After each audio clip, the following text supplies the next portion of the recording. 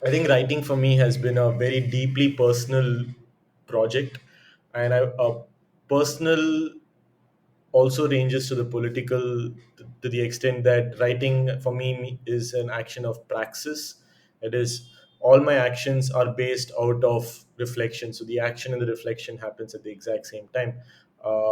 And that like, so basically when you're writing, I think, rather when I'm writing, I think I am creating something and doing something, and at the same time it's coming from a lot of reflection, which in a sense creates the present, or what it is like to be right now. It really embodies that. And so for me, in that sense, writing is a very, very personal and a very beautiful process. I write very sometimes I write very lyrically, when I really feel something, and like most of my most of my writing in that sense at that point of time comes from anger or from frustration. So I have pages upon pages on how frustrated I've been in trying to get the book published, or how frustrated I've been trying to get some other works published. Also, some kind of, you know, there's a lot of thoughts that run in your head based on some of the other questions might have had in the past. And when I write, I find that those questions somehow, the answers to those questions somehow emerge, or if not answers, some more questions emerge from the process of writing. And so I also find writing to be such a fascinating process because things continuously emerge. It's you go in with a framework of what you want to write, but then as you're writing, a lot of things automatically come in the flow of what you're doing. uh, New ideas come, new connections come, new ways to tie arguments together, new ways to connect characters together, all of that, new ways to find links, all of that comes through when you're writing. And maybe when you're writing, the entire old process you thought about completely changes, uh, which again is such a intrinsic process. It teaches you to be humble, it teaches you to, even though you may think you know yourself, there is always something that may surprise you. So never have the complete arrogance and the confidence that you know something. Always approach things with the question, and those are some of the things that writing has taught me. And it's why I think it is the one project that I will always hold on to. It's always something I'll keep going back to, irrespective of what I'm doing in with my time and in my life.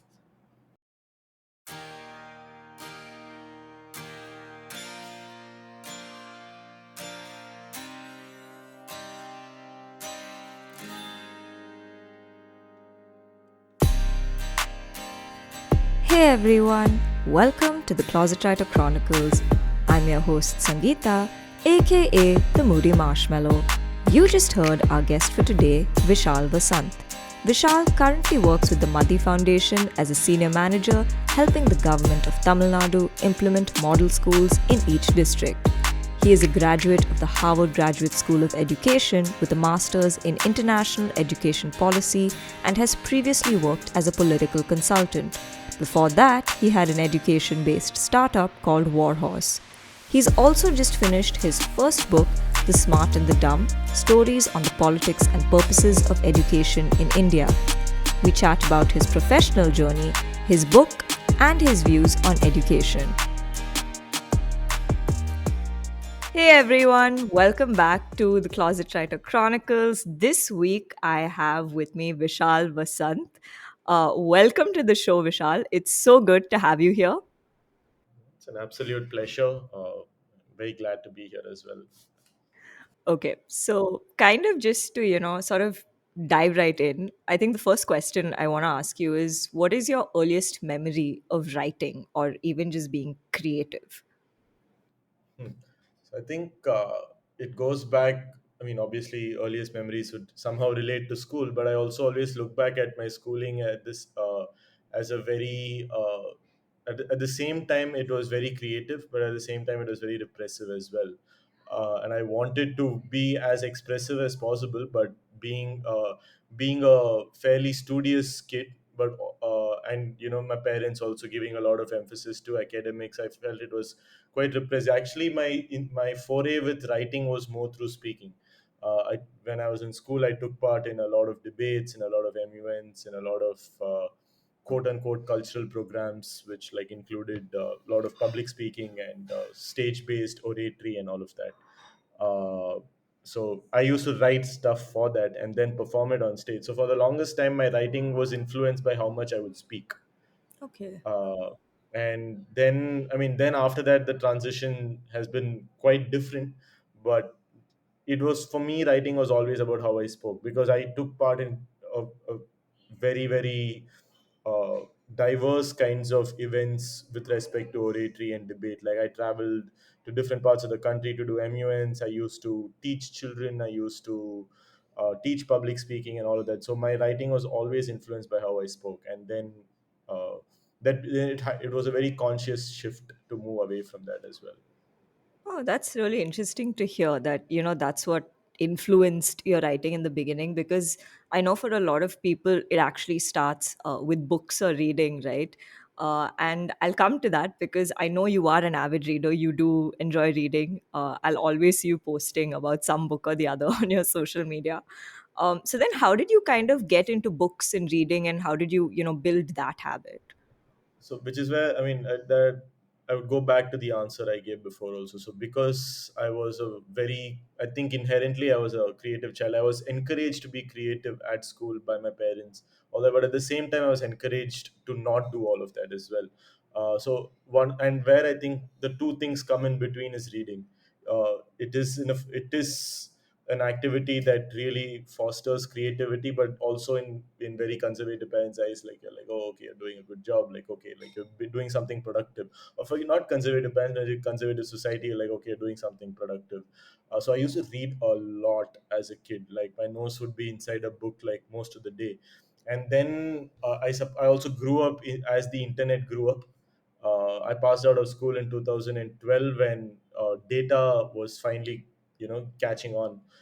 So when the internet came, and then my reading took a hit. And then a little later, like maybe like 5 6 years ago, I realized, like, how do I not? I mean, that was the habit that I perhaps identified the most with as a child. Kind of, I suppose, felt comfort and a sense of belonging when I read a book. I mean, it's of course on reflection, but then I started getting back into it slowly. In the beginning, it was quite hard actually to start reading.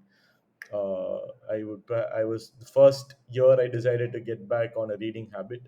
I perhaps did like 3 books over the course of the year, and in between, to like feel make myself feel better, I read Harry Potter again, like the last 2 books.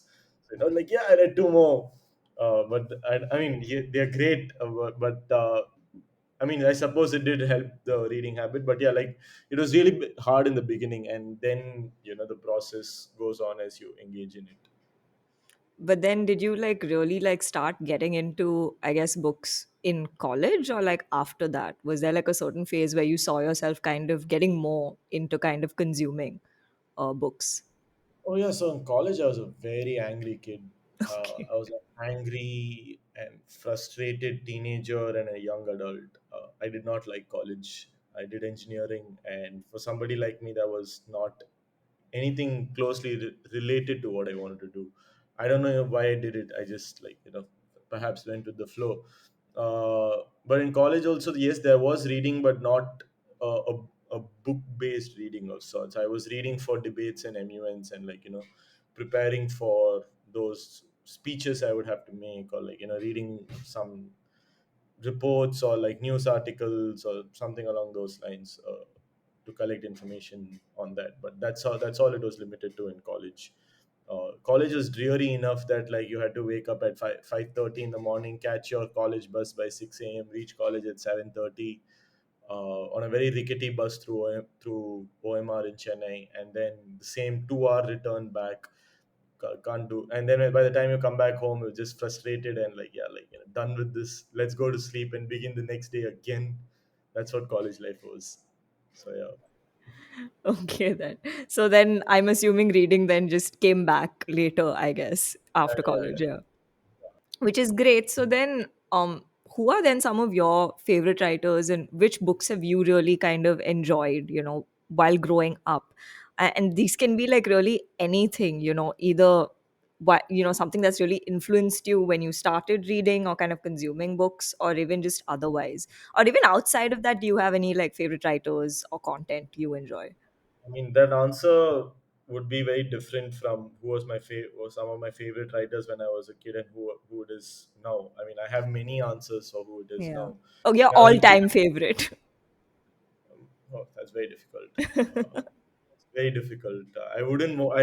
I think answering that question would do injustice to the question and to the answer itself. But of late, like I think Perumal Murugan is a author that is just like really captured my imagination. I've been for some very interesting reason translated Tamil short stories really have my attention. Okay. It's my go-to read over the last year and a half. So I have read all most of Perumal Murugan's translated works. Then there is Imayam.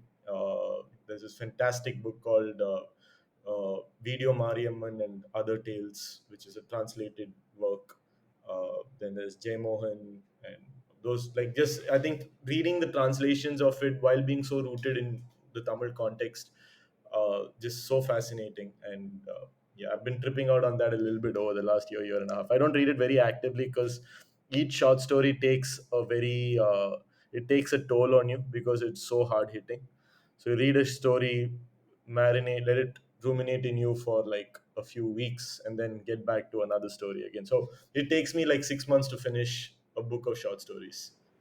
Wow. Whereas if I'm to read a non-fiction novel, I can perhaps do it in like 3 4 days, but that takes me 6 months. Wow. Yeah. But then, like, who are the others? Like, what are other books you've then enjoyed, even say in the recent past, or like writing you enjoyed? So I read a lot of because of the nature of my work and what I would like to do, being a researcher and doing a PhD hopefully soon enough, is that I read a lot of academic work related to my projects, to the research projects I'm engaged in. But apart from that, I do really enjoy the genre of narrative nonfiction. So Samanth Subramanian, who's written some of the most fascinating journalistic works, I think. Like he's written a book on Sri Lanka after the war. One of the books that influenced me the most in what I do is a book called Following Fish that he wrote back in 2011. It's a 150-page book of like it's a travelogue of him traveling to every coastal state in the country eating fish and Oh, writing about how fish and culture intersect. And it's just absolutely fascinating.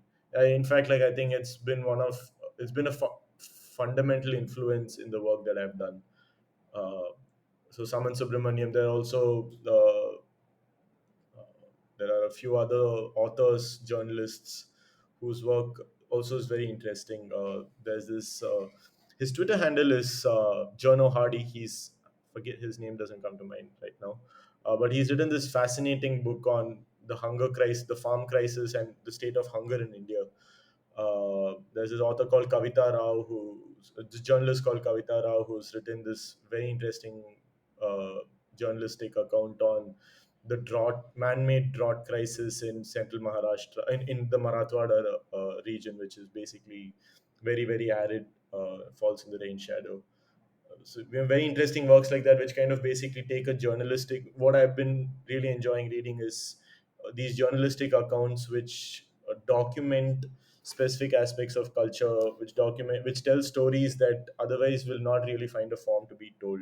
And more importantly, documents the day-to-day life of people and gives it a voice and some form of agency as to what sort of human beings they are, how is their day-to-day life made, how is the notion of self created. uh, that's some really interesting work. It's very related to what I want to do as well, so uh, been following that very seriously for a while. no, that's really cool. And honestly, thank you for the book recommendations. I think I'm definitely going to check some of those out. And it was so interesting because when you were actually talking about it, I was just thinking, even say from my recent reading list, because I've been, I think, kind of veering more towards nonfiction recently, but more of, I think, like creative nonfiction or somewhat narrative nonfiction. Like, say, for example, I read Onam in a Nightie by Anjana Menon, which is her account of, Kerala through the lockdown. And she kind of talks about different like socio-political things or even just cultural things of her time, while she was there. And for me that book was just something else. Like, it was done so in a very wholesome way, but you were getting so much information out of it about a place. Or even say like a book like Shadow City by Taran Khan, which again was about her time in like Kabul. So like, I was really just thinking, I was like, oh my god, yeah, actually, nonfiction really has a way of kind of translating or sort of, I guess, transferring certain information to you through storytelling, which I think is great. So can completely relate with you on that. um but yeah, coming, I guess, more towards your professional side of things.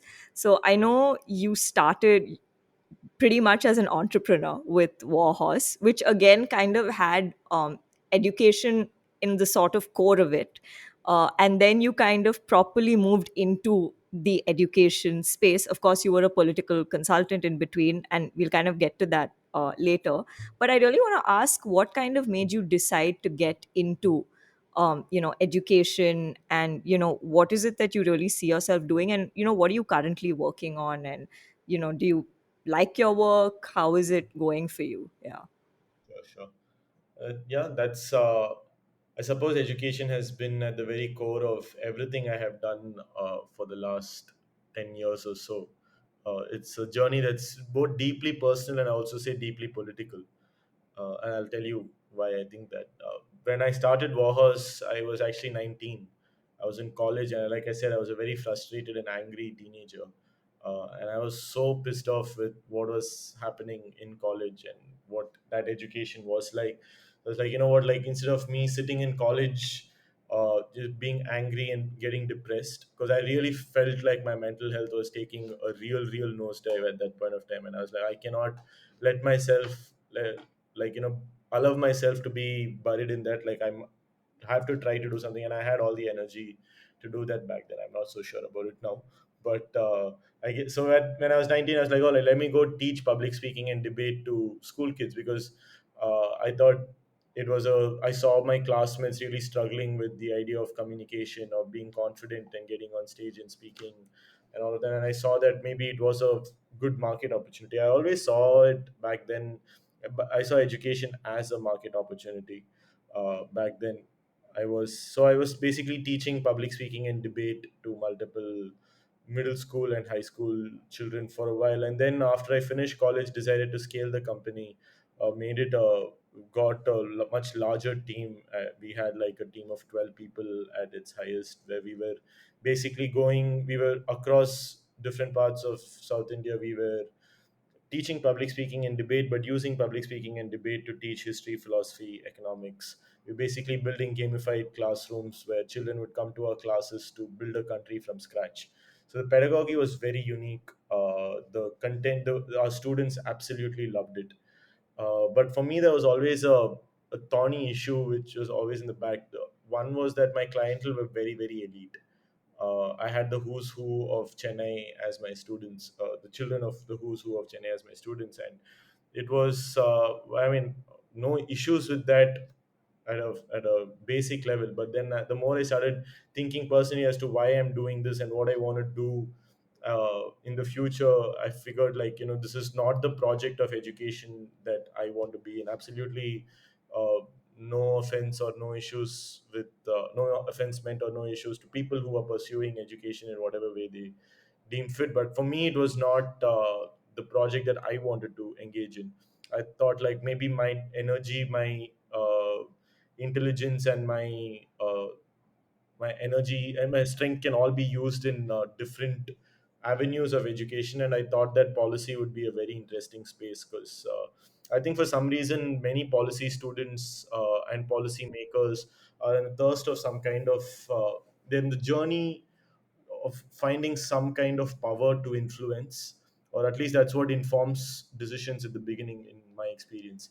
And I was a cut of the same mold also. I was like, oh wow, like maybe what I can do can have an enormous impact on a lot of people. And that's how I decided to study policy as well. I did a so I applied to do masters in public policy or education policy in different universities, and I got into Harvard, and there I studied education policy. The master's was on education policy, and I think for me that was a very fundamental, it was more than fundamental, foundational point in first unlearning enormously whatever I had learned. I went in and came out as two very different people. That's where I learned to read. When I say I learned to read, I actually really mean that, in that I started to be able to critically understand what people were writing. I was trained to understand positionality. I was trained to look at education as a political regime. Uh, I was, and I was also, I was influenced to a degree to think that education is perhaps one of the most political tasks of them all. So whatever I did, so I stopped by the time, but 25% into the course, I realized that maybe more than studying policy, I would much rather study philosophy. And so I started studying the philosophy of education. I started studying political philosophy, critical theory, which really had a significant effect on first understanding who I was, where I came from, what were the dynamics of power, of oppression, how was my identity created, how do I want to identify myself in the future, how do I want that to come out in the work I do, and like how to be creative as an educator. These were all things that were like, which was continuously part of the environment at Harvard and during the course. And it's shaped my idea of being a writer, it shaped my idea of being a researcher, it shaped what I want to work on as well. And I think to answer the question, I mean, you perhaps getting there about being a political consultant, I started this job as a political consultant immediately after my time at Harvard, which was Right. around 2.5 years ago. It was very interesting that I mean, I was looking to work to get back in the education space, but for my inclination at that time, and it still remains so, that education was a very political project. I was like, let's work in electoral politics and kind of understand that realm of things, because I knew I could always get back into education if I wanted to. So it was a conscious decision. I was like, yeah, and it was the job was back in home in Chennai with the DMK, a party that I have very strongly believed in for a very long time, despite all its flaws. Rather, I believed in the Dravidian movement, and I also worked very coincidentally. I worked at the Tamil library at Harvard Okay. uh, Interesting. during my time there. So I was cataloging all of these really old Tamil books, starting like from Sangam era literature, like cataloging manuscripts, to dealing with Sangam literature, translations of it, and then Western scholars' interpretation of the Tamil language, and then books on Tamil nationalism. As I was cataloging, I was reading it as well. So I'd spend 4 hours in the library, 3 hours of it I would read, and then 1 hour of it I would catalog and say, "Hey, look, I work for 4 hours." Uh, but yeah, so all of that really informed my decision. I was like, let's go try and be a political consultant, see how politics really plays out on the ground, because I think it's very a fundamental mistake I think all of us do and have done in the past, is that we think that if we push someone into some educational activity, they will come out a different person. So we're basically looking at education as an input and output mechanism, or what Freire calls a banking model of education, or like basically a very industrialized model where like you put a bunch of inputs and then a finished product comes out. Uh, and I wanted to see what were the other factors that really influenced education. So I was very driven. I continue to be, and I have for a long time been driven by questions. Hmm. Um, not, I don't know if I've been in search of answers, but it's just a question that's like really driven a lot of the decisions that I have made. So this was also a question which was like, let's see what are the other factors that really affect education. And for me, being a political consultant was a good way to get an in, Okay. and see what really happens. But also at the same time, of course, from a very technical and a professional lens, I was very interested in politics. I still very much am, in electoral politics rather. So I worked with very senior leaders in the party who are currently ministers. I was helping design and manage their election campaign. I was also doing some research, policy research on the side to inform electoral campaigns and all of that. But then, yeah, I mean, the election got done, and then there was no need to stay on anymore, so I moved on. Yeah, and you currently work at Madi Foundation? Yeah, I do. I work with this organization called the Madi Foundation, which works with the government of Tamil Nadu in being a project management partner for multiple massive projects that the state is doing. So I am the project manager for one specific project, and that called the Model Schools program, where basically the state wants to create one model school in every district in the state.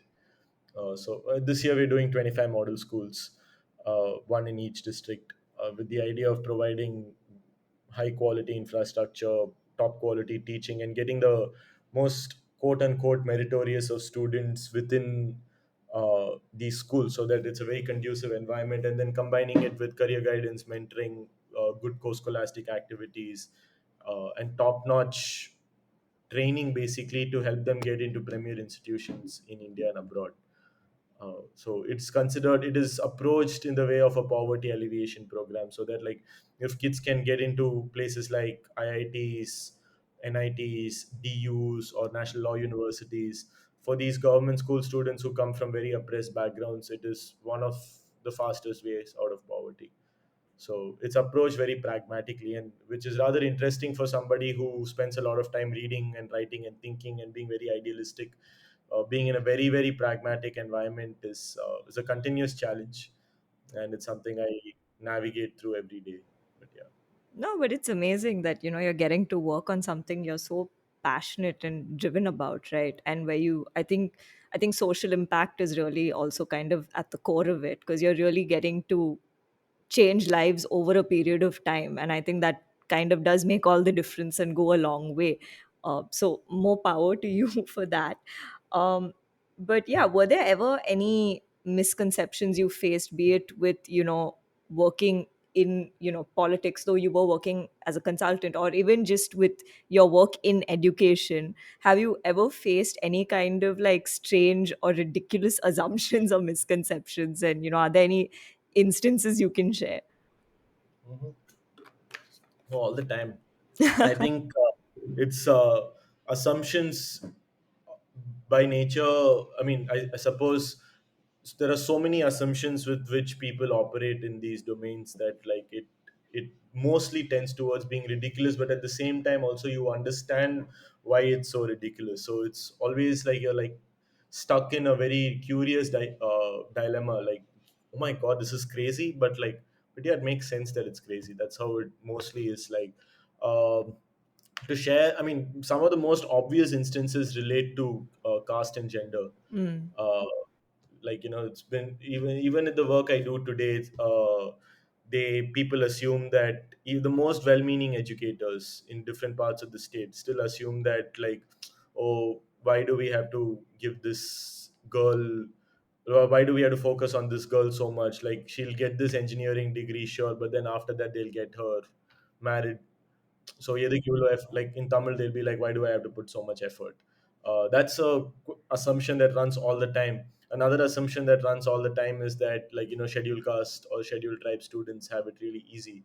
It's like, oh, these guys will get into IITs anyway based on like whatever little marks they get, is the continuous assumption that Mm. goes on, which is not, I mean, it obviously takes away a lot of the humanity, and it takes away a lot of it's very problematic to think in that manner.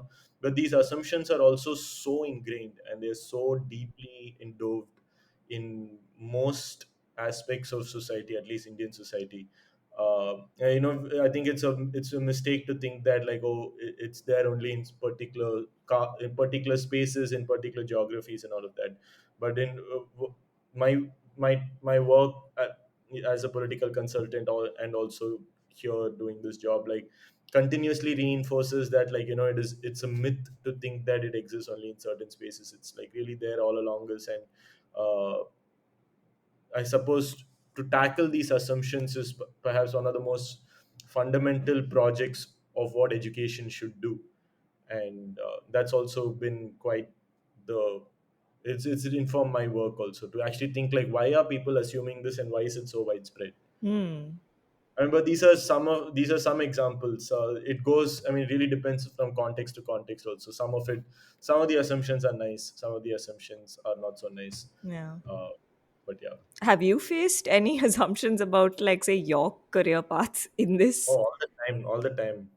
From so many different. My parents think that I'm a drifter. Oh, Uh, okay. the notion is that I do not have a clear path because I was an entrepreneur working in for-profit education, and then I was worked in politics, and now I'm back in education policy. Like, what are you doing? None of the it in my head it makes all the sense. It's a path driven by curiosity. There's a lot of questions, also with a lot of innate self-confidence that I can figure out something if I want to. But yeah, these are some and also the assumption is that, oh, you're, for example, another assumption I face all the time is like, oh, you're from Harvard, so you have all the answers to all the problems. Oh, wow. And Okay. yeah, this is a common thing that supposedly my peers and my colleagues at Harvard also face. Like, like, oh, you are the Harvard dude, so you should know everything. I'm like, dude, have you seen me? I'm so confused all the time. But like the confusion, I'll always keep going back to, is driven by the questions. It's driven by the curiosity. So it's certainly an absolutely ridiculous assumption to think that I know things, or I have answers to solutions. I may have an informed guess at perhaps 2 out of 10 things, but yeah, or I can like, or I can backward rationalize a lot of things. That's what you I can do, I suppose. So to give answers is not my cup of tea. No, but I love that. It's like, oh, you're from Harvard, so you know everything. Yeah, There's yeah, yeah. nothing you shouldn't know. It's almost like you don't have the license to not know anything. You have to know Yeah, yeah, they're everything. like, what? Like, yeah, exactly. They're like, but how? Like, this is what we hired you for. I was like, Oh my god, that's hilarious. That based on your education, you're like, you know, you need all the answers. I that's love what that. it signals, doesn't it? That's what education performs. That's the function it performs. One of the significant things that education or the credential does is that it signals to the market that, like, hey, this person is of this particular quote unquote caliber, or is of this particular pedigree, or whatever you'd like to call it. Hmm. Credentialism is a very difficult rope to work with. Hmm. That's interesting. That's fascinating. No, really. But yeah, then what is your experience, since we've mentioned Harvard so much? What has your experience been like actually being in that sort of Ivy League environment? What has, I guess, that educational environment or space, I think, done for you? And do you think um like it truly is the best, as they say, in terms of, I'm talking about education, and this thing? And do you think that truly other universities need to like catch up and like do something different, or what is Harvard doing that the other universities or education institutions need to learn? Sure, sure. Wow. I mean, I'll try to be brief about this. I don't want this to be a podcast about the pros and cons of Obviously. Harvard. But to be very specific, I think I must contextualize my answer to your question. I went to this particular school at Harvard called the Graduate School of Education. So Harvard's a university with like multiple different graduate schools and then their undergraduate program. I went to this specific school called the Graduate School, Harvard Graduate School of Education, where the environment, I really believe, is like no other. Most of most of American universities, and most universities that take for the form of a Western liberalized or a neoliberalized education pattern tends to be very competitive. But the Graduate School of Education stood out and very firmly believes in standing out that it's a very cooperative space.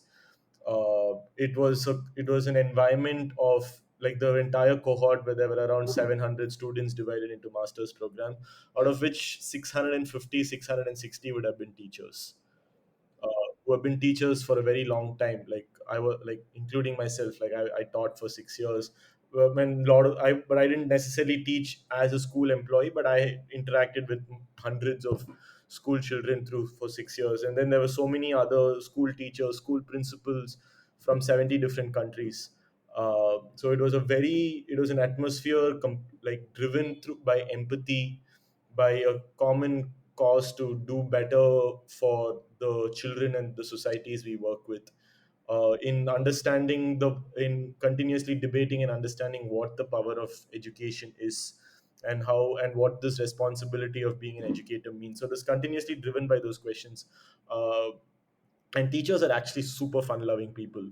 A lot of We had a great time, the multiple parties, just hanging out and talking, discussing life, and like understanding how education and life are so similar. I mean, I'm sure a lot of other people do that, but here the important thing was that it was a very very empathetic and a cooperative space. There was never any tweak of jealousy or any of that. And at the same time, the academics was super rigorous, and the courses that I chose to take were very philosophically driven. Most of the courses I took were philosophically driven, and Harvard is really one of the birthplaces of Western philosophy. Uh, at least in the US, there's like phenomenal work, a lot of political philosophical work has come out of that. And it was to engage with those texts, to speak with those people who have worked on these books and these texts for as a career, like really it has a very powerful impact. But most interestingly, I think what really makes Harvard a very unique place is a legacy of having some of the brightest people on earth in one place. And by brightest, I don't mean like they're the most Yeah. intelligent. These are people who are extremely driven and who have a very very clear vision of what they want to achieve. And even if you don't have the most clearest of vision, if you come with some form of vision, the idea of the university is to help shape that vision for you to go engage in whatever you want to do. So you are continuously surrounded by phenomenal people. Like you can walk up to a Nobel laureate's room and like have a coffee and a conversation, if they have the time. The classes are super rigorous. There are events after events, like 10 events happening every day, and you mostly live on FOMO. Like you can go for one, but you have to compulsorily skip nine other. Hmm. So these events include uh, open mics to book launches to plays to musical performances to talks by Nobel laureates and like professors talking about their research and all sorts of things. So it's a very intellectually driven atmosphere, which is what I think makes it really interesting. And you have to read and write a lot. So when you read and write a lot, as compared to I think Indian education, barring a very few select universities where you have to memorize or like you have to absorb, you have to basically study a lot. Here you have to read, contextualize, internalize it, understand what it means for you, and then really, I wouldn't even say reproduce it. You have to kind of create something out of what you read and understood. Hmm. And that's the process that really creates the a churn within. But that also doesn't go to say that like those who don't have that kind of educational experience, it doesn't mean that they can't do it. Yeah. It's just a accelerated and a very expensive way to go through that process. That's all. Yeah, no, for sure. But speaking of reading and writing, you just wrote your first book, which is a collection of narrative nonfiction stories, I believe. So, how did that happen? What kind of drove you to write that? What was the spark, and what has the process of writing it been like for you? Sure. The spark actually, I don't have a very specific individual answer to that. I think ever since started reading again after I finished my undergrad, I was like, damn, like this is the enterprise, an endeavor that speaks the most to me. That's something I really, really wanted to do. That is to like write, but I had no idea, obviously, what to write or what to do. Uh, and I was also busy working and teaching all that, so I couldn't really engage in it. But then when I decided, okay, like let's I think teaching as a process, I mean, the startup that I was running may not necessarily be what I want to do. It's like I think I really want to get back into this original endeavor that has always excited me the most. So, and I was also massively influenced by Samanth Subramanian. He That book, that book, Following Hmm. Fish, uh, was a actually has been a pathbreaker in many ways. It also won the Sahitya Academy Award and all of that. Uh, and I was like, damn, I didn't even know that. When I read that book, I was like, couldn't even imagine like something like this was possible. It is so simple, but also so effective, and it really speaks to a lot of unanswered and unthought of questions which really lie deep within you. And I was like, I really think, like, an endeavor on this, on education, would be so interesting. So I started thinking a lot about it, and started speaking to people about it. And in fact, before I left for Harvard, I traveled for 6 months across the country. I was in Nagaland. I was in like in interior Rajasthan. I went to a school that taught only music in like Dharwad in Karnataka. I visited like model panchayats in Kerala. I was in Amritsar. I was in a tribal village in Orissa. Just like speaking with people, trying to speak with people and understand what education means to them. What are they trying to do to provide whatever they consider education, and how they think it's helping the people who they're trying to help, or if they're making money out of them, and all of that. I also spent quite a bit of time in Delhi, uh, speaking to very interesting academics, bureaucrats, and all of that. So uh, that trip which I did before Harvard, I went, actually, I was like, okay, like I went all ignorant and arrogant, thinking, okay, you know what, I'm gonna get everything I need for this book through, like, I'm traveling for 6 months across like 18 states, so I was like, I should be able to do it. Then I came back like 3 months in, I was like, I don't know anything. uh, and like, this is not going to be whatever I write. First up, I couldn't, like, nothing even came out. I couldn't even write anything. Like, this really, like, I have to park this project for a while. I was like, let me go study more and really think about what I want to write. And that, so I actually, my reason for doing philosophy and like studying philosophy at Harvard and approaching education, the course, the way however I did, was actually completely anchored in the book.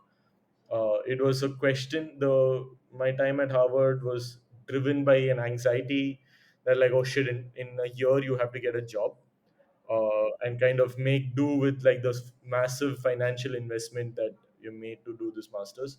And at the same time, I really need to use this time to figure out what to write for my book, or rather, what frameworks to base my writing on. Uh, and and then I came back, and then even after I came back, I was like, I'm still not ready. After I finished my time being a political consultant, was when I was like, I need to travel all over again.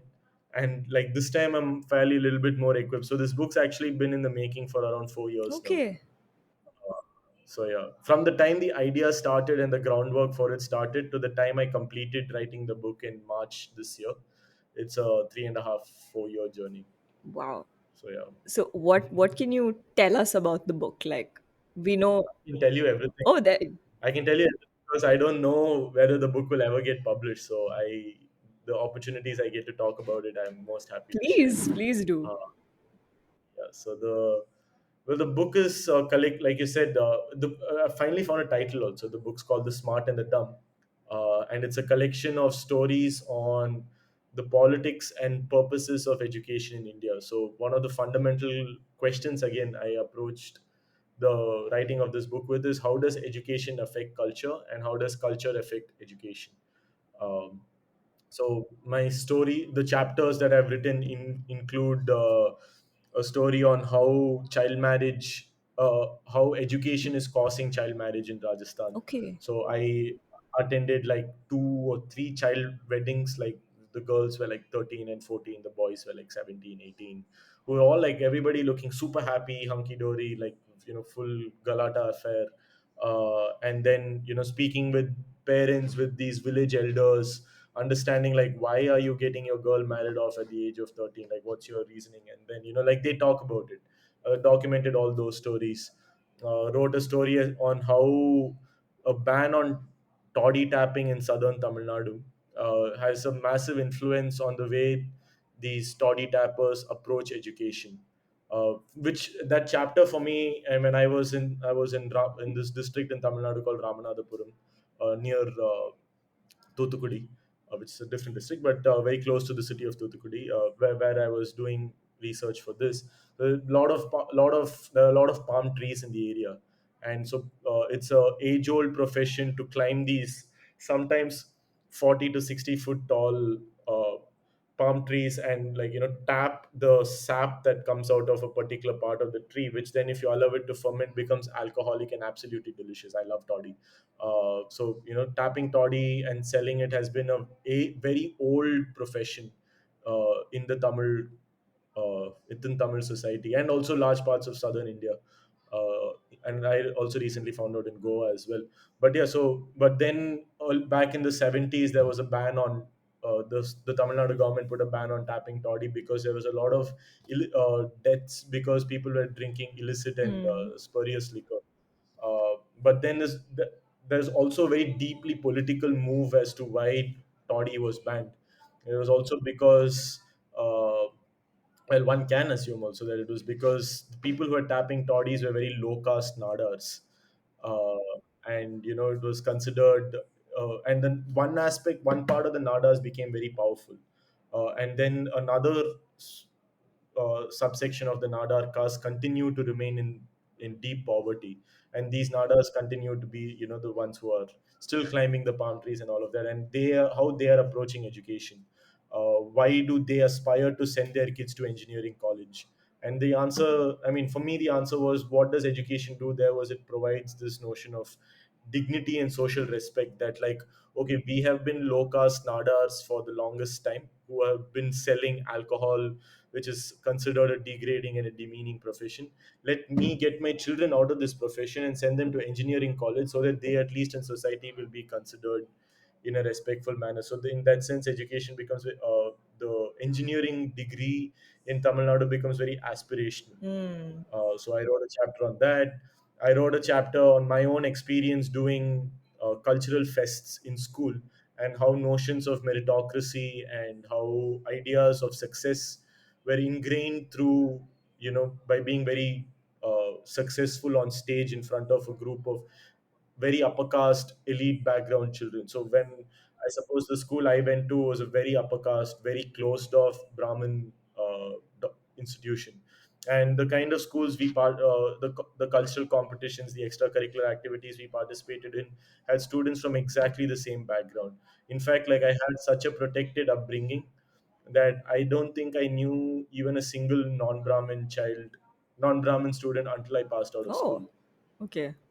That's how protected and that's how repressed uh, that sort of education was. So uh, I wrote a rather auto-reflexive piece on how my time being in culturals, and like also seeing how other people participated in culturals, was has really set the stage for how Brahmins approach caste as a topic, and as to how they are above caste or outside the realm of caste, and because they are able to have these talents and like these notions of success and merit, like, oh, we are meritorious because we study hard and come up the hard way and all of that. How it's created through these extracurricular activities. Another chapter that it's a collection of 8 chapters. I'm giving you a few examples to Yeah. give you a full picture. One of the final chapters of the book is also on how history textbooks have been used as a project by states across the world to create a nationalist identity within children or within students as such. So I was actually, back in 2018, I was hired by a very prominent set of institutions in Chennai, which I think, I'm not going to name Yeah. them, but the more I speak about them, the more you will understand what school or what kind of institution this is. They hired me to be a curriculum consultant to rewrite their history textbooks for classes 6, 7, and 8. And I was like, wow, this is such an interesting project. Thank you so much. And this was actually one of my first forms of full-fledged writing. So I was like, this is a great start to writing my book. So let me just write a history textbook and see. So I basically culled out three chapters from the class 6 and class 7 and class 8 textbook. Totally culled out nine chapters and wrote nine new chapters Okay. on the history of India after independence, on World War One and World War Two, on how Africa as a continent was brought forth by, like, how what we know as modern nation states in Africa was created by colonial powers, and how the borders were drawn. So basically, it was a collection of nine chapters. Uh, Depending, like, by the time you reach class 8, you would read the history of India after independence, which is a rather political history. uh, how what happened during the emergency, how did the partition come about. I wrote all of that. When I gave the first chapter of this so-called textbook, revised textbook, to the correspondent of the school, who had hired me very enthusiastically, he looked at he read the entire thing, and he's like, I have severe problems with this. He's like, firstly, why are you talking about partition? It's a topic we don't want our children to know about. I'm like, okay. And then he's like, why are you talking about Nehru? I was like, sir, we agreed that I'll write about the history of India after independence. He's like, yeah, but you don't need to include Nehru in that. Well, I'm like, Wow.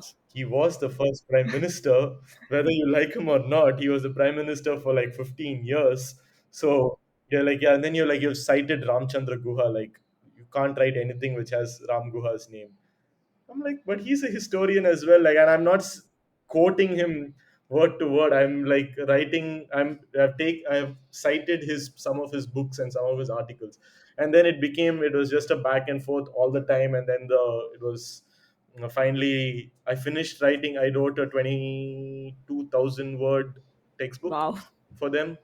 They were like, yeah, no, we're not using this, and that's it, the project got done. So I wrote a chapter on that. I wrote about how using history textbooks, a narrative is created in the mind of children. I also, and the more I researched on this, it was so interesting.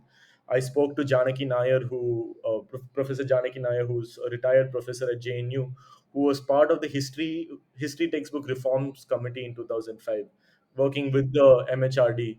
And she was talking about how nationalism and the creation of an identity has always very closely been linked to curricula. Uh, and it's a project that politicians very, very clearly understand. Uh, and like, I'm sure you can see what's happening in textbooks across the country now as well. I don't know if, I mean, I'm not going to comment here whether it's for good or for bad, but like, the fundamental notion is that the history textbook is a tool to create an identity within children, and that is a very political project. So my book is a collection of stories on aspects like this. No, that's really fascinating. And, I think just listening to you talk about it, I honestly want to pick up a copy and read, what you've written. I would love to, honestly speaking. I can send you the unpublished, unedited Please manuscript do. if I you'd would like. love to. If, so fun fact. So, and also, like, I would like to call this show a slight good luck charm in that way. But I had on season one, I had an architect who was also a friend, Ashna Lalla. So she was writing a book at the time and it was unpublished. And fun fact, it's getting published this year. So maybe, just maybe, Vishal, Yeah, yeah, yeah. universe, if you're listening, if there's any publishing house that's listening and wants to like pick this book up, I really think you should. um yeah, but yeah, no, it sounds really fascinating, and I really do hope that this book does see the light of day, because I think it's a very fascinating subject, and I think nonfiction as it is has like a huge readership in India and globally, for sure. So I honestly can't wait to, read it and see where it goes. But yeah, now we're kind of coming towards the end of this interview, and we always end with these last two questions. So, first one being, what are your sort of aspirations, creative or otherwise? What are you just looking forward to in the near or even distant future? Sure, sure. So, my reading and my writing today veers towards two very separate projects. One is the research that I do. So as a researcher and as a potential PhD scholar, I write papers. So I have a paper published. I just presented another paper at a conference in the UK. I'm writing one more for on the project that I'm the model schools project that I'm doing now.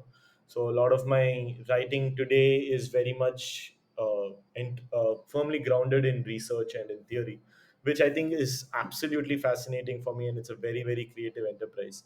Another project that has been on my mind for the longest time, it actually came to my mind like a couple of years ago when the idea for this book was taking a little more ground, was to write on the politics of biryani or the politics of food in Oh, general. wow. So I want to do a project on maybe, but this time not just writing about it because I think people don't read at all. But maybe a more multimedia, a multimodal project on documenting biryani in Tamil Nadu. I think biryani is a very fascinating subject in itself because every different part of the state you go to, there is a very there's a huge cultural there's a cultural nuance to the biryani you eat there. For example, the biryani you eat in Tirunelveli tastes and feels different than the biryani you eat in like an Ambur Yeah, or a Vaniyambadi in the western part of the state. Then you will have towards more the coastal regions. And all aspects of biryani for me are somehow related to class, class and caste for sure. And I want to explore those things. For example, did you know that there is a place in Chennai near Perambur called Dasamakan, which is very famous for its beef and its beef oh, biryani. okay. It's considered to be the hotspot for beef biryani in Chennai, and it also happens to be a very much a Dalit locality. So so go figure. So there's a lot of very interesting. The food and politics are very, very closely connected. So I want to attempt, when I have the time and the mind space, some kind of work on biryani for That's sure someday. amazing. Yeah. That's truly amazing. Um, Another thing I had an idea on, which the project something I've currently shelved at for the moment because I don't think I have uh, the frameworks and the a proper idea on how to go about it, is to document mustaches in Tamil Nadu. Interesting. That if you notice, and it's something I'd ask all your listeners to actually think about as well. If you notice, only in the southern states, especially in Tamil Nadu, is the mustache is very distinct. Like Tamil men have a very thick mustache above their upper lip and are clean shaven completely. But if you look at anywhere else, mustaches are not particularly groomed that way.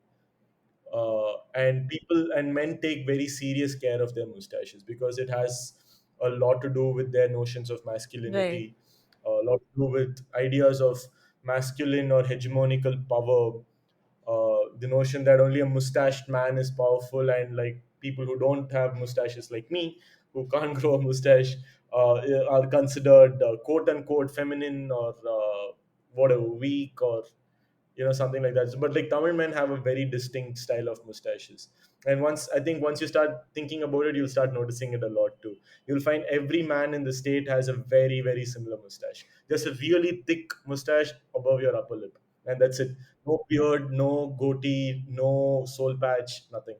It's just a very thick mustache on the upper lip, some which even men have a comb in their pockets to like regularly comb it as well. So yeah, I wanted to do a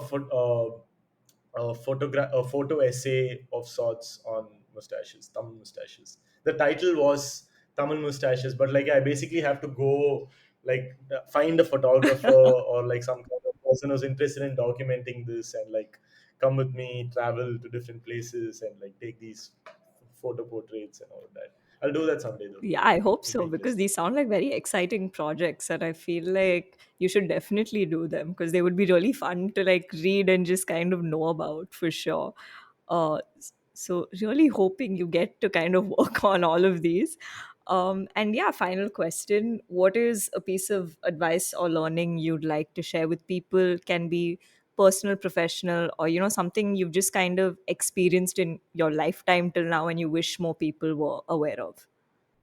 Uh, I don't think I'm anybody to give advice, but I can share my a few experiences that have really benefited me. And I think this process of engaging in reading uh, this might sound very preachy, and like I've been called a boomer multiple times for this.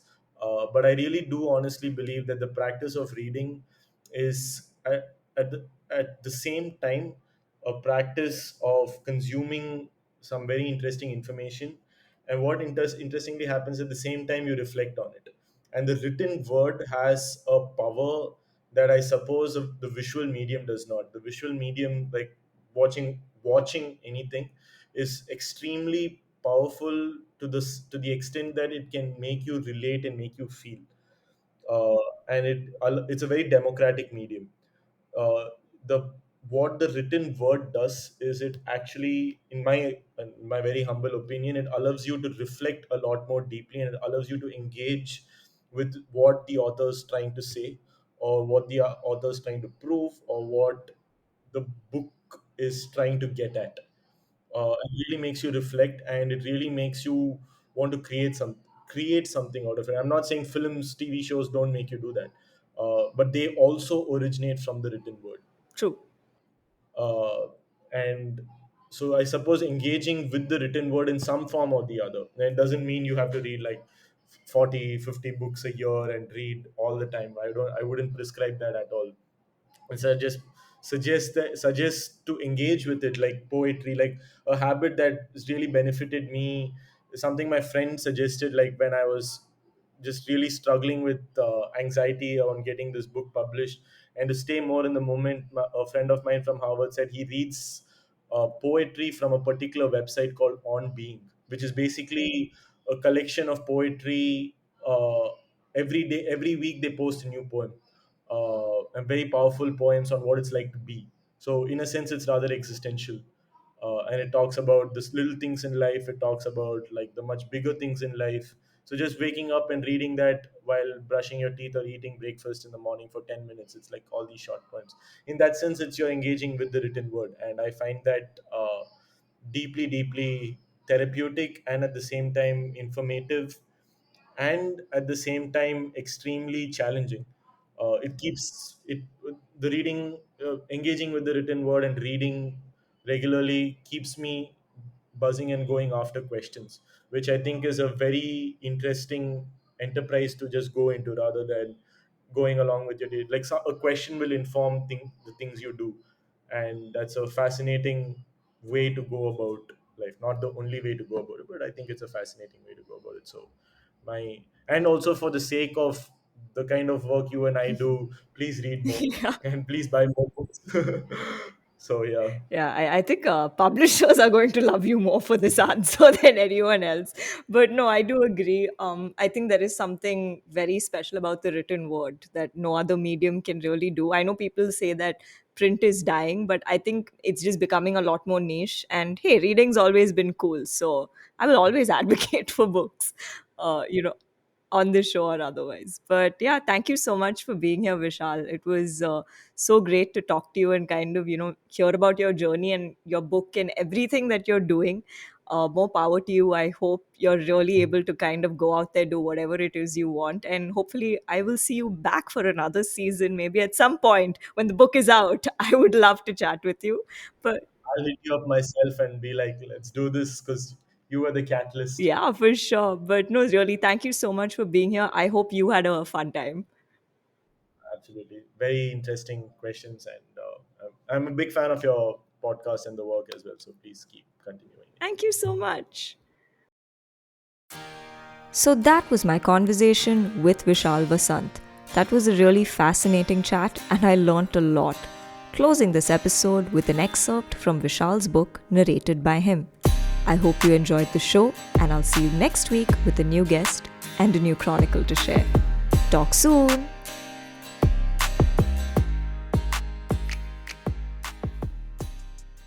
So I'm gonna read out for all of you one of the last parts of my book, which somehow ties to the title and somehow ties to the what the entire book's about. So here it goes. Within this din of noises on educational access, quality, and equity in education lies an essential debate of who deserves what. Firm affirmative action in India, with jobs and educational seats reserved for people from historically marginalized sections of Indian society, has caused severe distress within the upper caste, middle class, and the privileged, who often feel that there's no scope for them to work within the system. The school that I studied in reinforced that belief as well. The closer I came to high school, the narrative seemed to suddenly change, as if a rug was pulled off from beneath your feet. The focus was on academics till middle school, but the pressure was relatively low. Well, once we came to high school, the narrative that the upper caste has no place anywhere within the system and that private markets for education were the only way out to escape the tyranny of the quota system in India became an everyday topic. Worried parents huddled around each other discussing options in astronomical private universities' fees. Teachers put more effort into the more meritorious students. The few serious students doubled down on their efforts to score better to ensure that they could still get in within the system. And the beleaguered rest decided that none of this makes sense, perhaps knowing that their parents would figure a way out. While this is not a debate on the justifications of affirmative action in India, I brought it up to show the gross inequality in educational quality across the country, and if one can actually argue that everyone is on a level playing field. By continuously peddling the myth of meritocracy in a neoliberalized world, where opportunities are getting farther and farther out of reach, the politics of education becomes a politics of humiliation, where regret and comparisons are constantly provoked. The politics of affirmative action aside, the politics of education in India is a politics of humiliation, primarily because a small group of people are being educated to reap the benefits of hyperglobalization and can consider themselves economic entrepreneurs. In contrast, a very large group of people are being left defenseless to the expansion of markets due to a massive learning crisis, amongst a whole host of other factors. As the philosopher Zygmunt Bauman points out, the most consequential dimension of the planetary wide expansion of capital has been the slow yet relentless globalization of the production of human waste, or more precisely, wasted humans. Humans no longer necessary for the completion of the economic cycle, and thus impossible to accommodate within a social framework resonant within a capitalist economy.